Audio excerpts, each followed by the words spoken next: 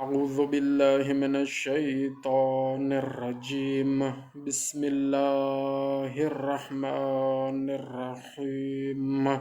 اللهم صل على محمد وآل محمد وعجل فرجهم.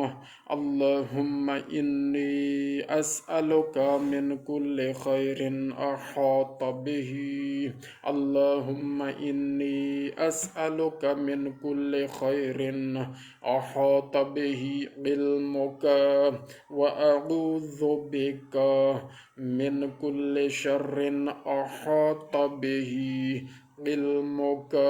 اللهم إني أسألك عافيتي بك في أموري كلها، وأعوذ بك من خزي الدنيا والآخرة.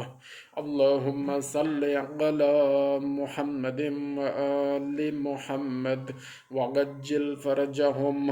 حضرت امام محمد باقر علیہ السلام سے منقول ہے کہ جو شخص اس دعا کو ہر نماز فریضہ کے بعد تلاوت کرے تو وہ اس روز جملہ آفات ارضی و سماوی سے محفوظ رہے گا۔ اللہ تعالی ہمیں یہ دعائیں پڑھنے کی توفیق و ہمت عطا فرمائے۔ یہ تاکیبات نماز کی ایک کتاب ہے نماز پنجگانہ کی، میرے والد محترم اور میری والدہ محترمہ کی طرف سے مجھے تحفتاً عنایت ہوئی ہے، اور ایک اور زاد راہ بک ہے وہ بھی عنایت ہوئی ہے۔ اس میں بھی بہت بہترین قیمتی خوبصورت دعائیں موجود ہیں، اور جس میں عافیت ہی عافیت ہے، فائدہ ہی فائدہ ہے۔